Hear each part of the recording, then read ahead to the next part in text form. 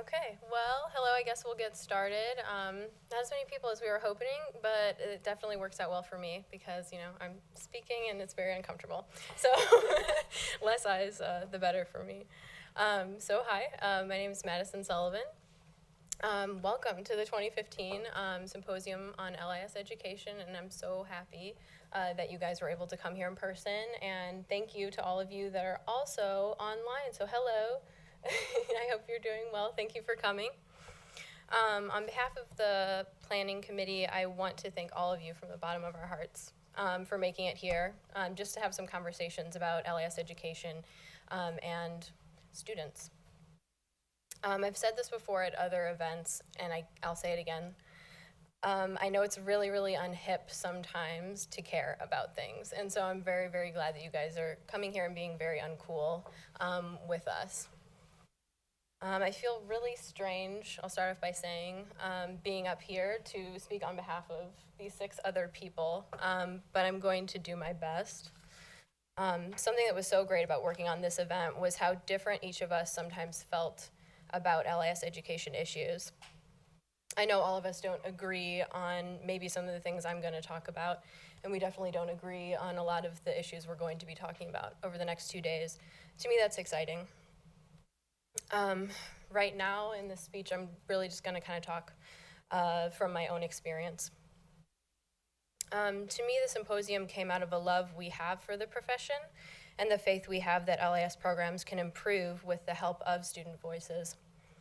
This might seem naive for us to believe, but honestly, I'd rather be here giving it a try. I'd rather be working together with you right now than shrugging off the issues that we've all had to face as LIS students, now and in the past. The problems we have encountered will most certainly have an impact on our careers and therefore the profession as a whole. Many of the issues are not just student issues. They're problems deeply rooted and reflected in the LIS profession. The conversations we've had with peers, the posts we've read on blogs such as Hack Library School or Hiring Librarians, the job descriptions we've read, sometimes painfully, the conferences we've had to go to, the discussions we've had on social media, and our individual experiences. These have all been inspiration for this event. The frustration felt among LIS students is real, it's warranted, and it's certainly something we all share across programs. We'll only address a few of the problems facing LIS students, facing the programs that we're in and the educators who teach us over the next 2 days. We wish we could cover them all. With that said, we do not expect the symposium to be the great shining solution to all of the issues facing LIS education currently. We believe it's an opportunity for a dialogue and a conversation. And we've hoped that we've created an inclusive space for the student voice to be heard, respected, and highlighted. We saw this as a need that was not being fulfilled elsewhere. Shortly after starting library school, I began to notice that while these conversations were happening everywhere among students, there seemed to be few places that valued or utilized student input. Whether it be in professional organizations, LIS schools, or among LIS educators, this was still the case. It bothers me. How often are students consulted regarding curriculum, admissions, faculty hires, the physical space of their building, etc.? Beyond the superficial, we're going through the motions here, pretending to listen because we know best and they do not. For any student who has asked for change, this attitude can be very easy to spot, and it's incredibly discouraging. Ask yourself, what conversations are students kept out of, and why is that? Is it a good reason? Many of us offer a wealth of experience, knowledge, and diverse perspectives from our lives prior to attending library school. We bring it with us here. LIS programs should be paying better attention to this fact when communicating, conducting outreach, and having consultations with students. We are your users, your peers, your stakeholders. Treat us like a librarian would. This symposium is, is for all the LIS students who have been left out of the conversation about where our field is headed. This relates directly to how we are educating, mentoring, and preparing future LIS professionals. What is our role? Are we peers, mentees, or more cynically, a name on a class roster, a faceless intern?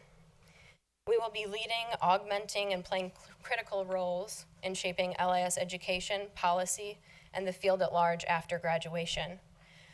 We're here to suggest that current and future LIS students can be and should be included in the decision-making process in these areas. We have a role to play in this process, and I'm not sure the powers that be always realize it. It isn't often we have the opportunity to contribute. All we're trying to do here is to offer fellow students that opportunity. Here you go, we've built the set, we've put it together. What are we gonna do with it? What can we continue to do when we leave the symposium and go back home? What can we do when we find ourselves one day in positions of power as hiring managers, as professionals, as educators, as policymakers? I hope that you'll always keep in mind the experiences you've had as a student and consider those who will be coming along after you. What we have tried to do is provide LIS students a venue and a space to think critically about LIS education and LIS programs. We kept our scope very broad, I believe, in the call for proposals. Essentially, we put the wheels in motion and said, these are the very broad areas that we'd like for you to contribute to. And you've been the ones who submitted the refereed presentations. You guys built that for us. We just kind of put the vehicle in place. We took the comments from your registration forms and built the unconference prompts that we're going to go through today from the most mentioned topics of interest. None of us have any ideas about how these next 2 days will play out. It's up to you to create the experience through the conversations you will be a part of. I believe we started planning this conference about 6 to 7 months ago, so it's been a long time coming. I honestly didn't expect anything would come of the idea. I had to hold a student-led conference on issues in LIS education from a student perspective. Early on, I remember literally Googling, how do you do a conference? That's like my master librarian search skills right there. I even bothered some poor undergraduate assistant at the main library through virtual chat. Hey, is there some like how to do a conference book out there, a manual I could just read, and I could read it and then I could do it. And I don't know, I hope they're not in this room, but I felt really embarrassed doing that. There wasn't a lot of helpful literature out there on how conferences actually happen. What I've learned is that you just do it. That's how things like this happen. You also have to talk to people. Your peers, your professors, and your employers can be the most valuable connections.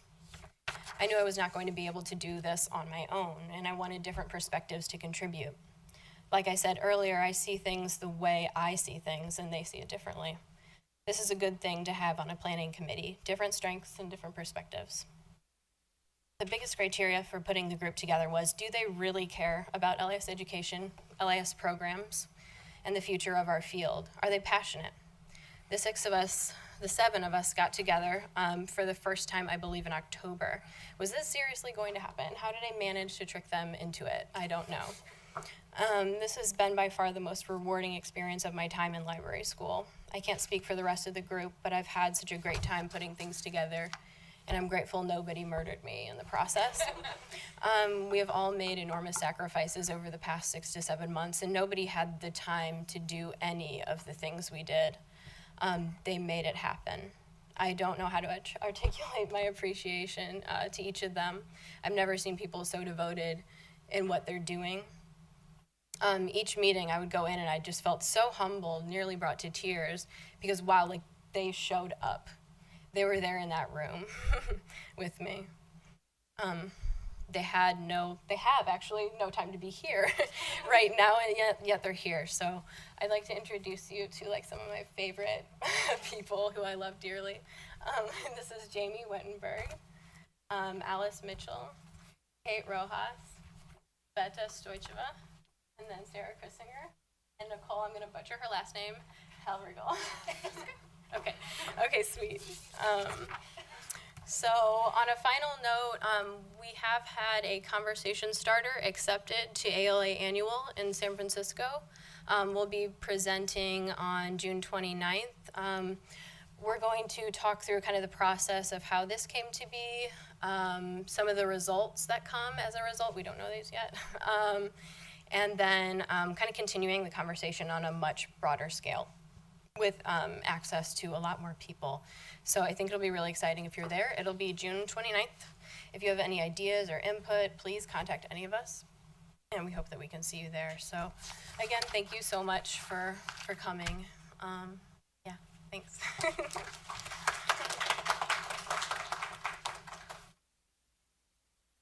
Hi everyone, I'm Jamie Wittenberg, a member of the Symposium Planning Committee. I'd like to take a moment to thank Madison, who spearheaded this event, for everything she's done to pull it together. Madison has such an incredible level of dedication to LAS education and to the futures of LAS students. When this event was just an idea, it really took root in Madison's passion, which has been such a huge inspiration to me and I think to the other members of the planning committee. It can be tough to get new projects off the ground without support from established institutions, and it can be tough for newcomers to LAS to be heard without support from established librarians. We're so fortunate here to have some really progressive librarians and administrators at UIUC who are committed to amplifying student voices. We really want to give a huge heartfelt thank you to the people who made generous contributions to this event so that we could make sure that everyone who wanted to participate would be able to without the burden of registration fees. That was really important to us. This event would have been really bare bones without sponsorship from the Illinois ALA Student Chapter, the Graduate College of the University of Illinois, and of course the Graduate School of Library and Information Science. We're also so grateful to 3 anonymous donors who made truly generous contributions so that we could make this symposium happen today. Of course, financial support is essential, but without human support and participation, this event would be nothing. So thank you so much to the students, staff, and faculty who have stood behind us, to our keynotes and our presenters and participants, virtual or physical. Let me emphasize that this could not happen without you.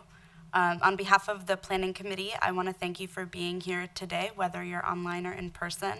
And I'd also like to take a moment to thank our volunteers. A big thank you especially to our tech volunteers.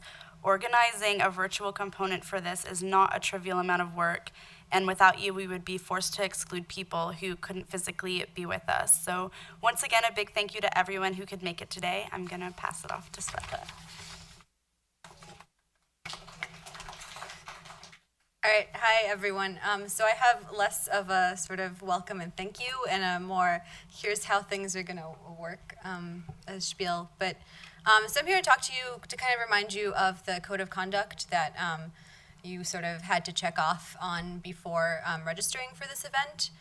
If you're curious about it, the whole of it is on the website and linked in your programs. I will just sort of gloss to kind of remind you to be respectful of everyone during your conversations here, and that sort of we do not welcome or tolerate any harassment, whether in person or virtual. And if you feel uncomfortable ever during some of these conversations where we might have strong opinions that are different from one another's, that you should feel free to sort of flag any of us down that are standing up here. Our phone numbers are in the program. You can text us. And so if you need a space to sort of talk through something, let us know. We're here for that. But also to sort of create a space for, I guess, richer conversation, maybe be cognizant of one another, as well as all the activities happening in this building that are not related to the symposium, especially today, because classes are in session. And finally, I guess I'll say, per the code of conduct, you can sort of tweet and photograph and kind of document this event as it's going on. Actually, we encourage you to do so, but please sort of be mindful when you do that. Maybe check in with somebody if they want to be attributed to something that's, think about it. Like, if I said this, would I want somebody to quote me directly, or maybe just without attribution, and sort of, if you ever feel uncomfortable, you should feel comfortable sort of saying, I want this to be a sort of safe, closed conversation, especially in the unconference sessions, and others, we expect you to respect that.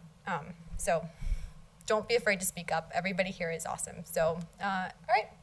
And the last thing I will say is, if you're not a student, we're really happy that you're here and really excited that you've chosen to spend some of your really busy day with us. And we're really excited about the sort of contributions you can make to this conversation.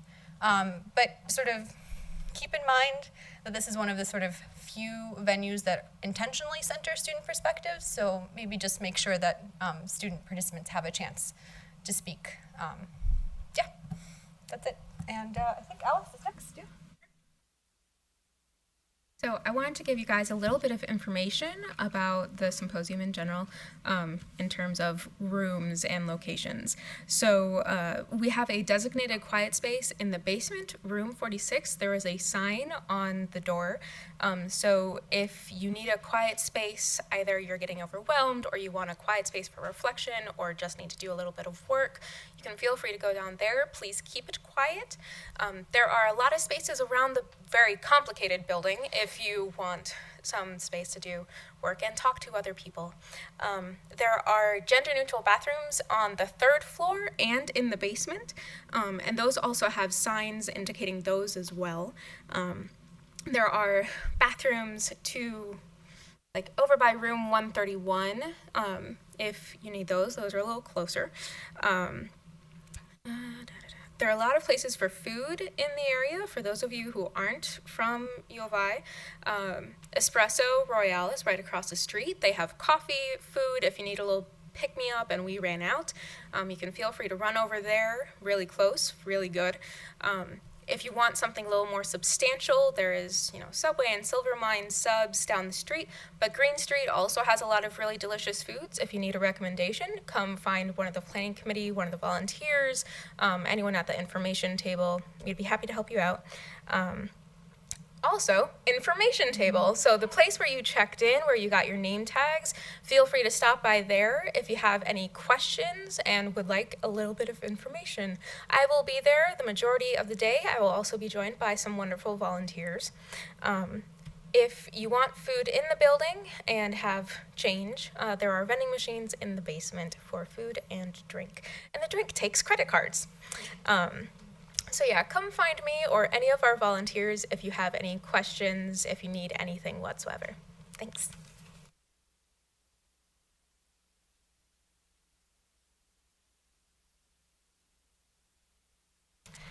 Hi everyone, my name is Kate Rojas and also member of the planning committee, and I'm also the technology coordinator for this hybrid symposium, as I'm gonna call it. So just a couple things that I just want everyone to be aware, especially for our in-person attendees and our distance attendees. So for those who are in the room, I just want you to be mindful that we're trying to make this as equitable an experience for both our distance attendees and also for our in-person. So if you're asking questions after presentation time, I want you to remember that microphones are our best friends, okay? So basically the way that this room is set up, that you have to be talking into a microphone in order for the distance attendees to hear us. So just keep that in mind. And we have these portable mics and we'll be passing these around. Just try to remember that, if you're asking questions, you want to be talking into a microphone because we want everyone to be able to hear us. And it also would be great if before you start asking your question that you could be like, oh, hi, my name is, and say your name, and also what institution that you're from, just because it's hard for our distant attendees to be able to see everything in the room, just the way that we have things set up. And we just want everyone to feel like this is an inclusive space. And we want to get to know each other too. And that's hard when we have people all over the country joining us. And the virtual conference aspect, this is very important to me. I mean, I work for the Office of Instructional Technology Design here, and I help with our online classes. And with this sort of symposium, it's just very important that we remember that sometimes we refer to GISLIS here as kind of like this GISLIS bubble that we deliver this, very high quality LIS education, but that there are other schools out there too, and that we want to get a diverse set of voices heard. So that's also a reason for us to do a virtual conference to extend that voice out from others. And I can see that we already have some other individuals joining us from Syracuse, from Hungary, overseas. We have a presenter tomorrow who's in Canada, so we're really doing great outreach here. And for those that are in the room, just that you're aware, just to be pretty much continually looking at like the chat box that's going on in the Blackboard Collaborate platform, just so that we're in touch with our virtual attendees. And for our virtual attendees, I encourage you to raise your hand in Blackboard, and that icon, it's in the participants panel, and it's the third icon. So when you click on that, it'll make a little like beeping noise, and then you can go ahead and hop on your mic, and that was excellent. That's exactly what I want you to be doing. And then you can hit your talk button. The talk button activates your microphone, and then when you do that, everyone in this room will be able to hear you. So I'm just kind of equipping you with those skills that we need to have a conversation at a distance.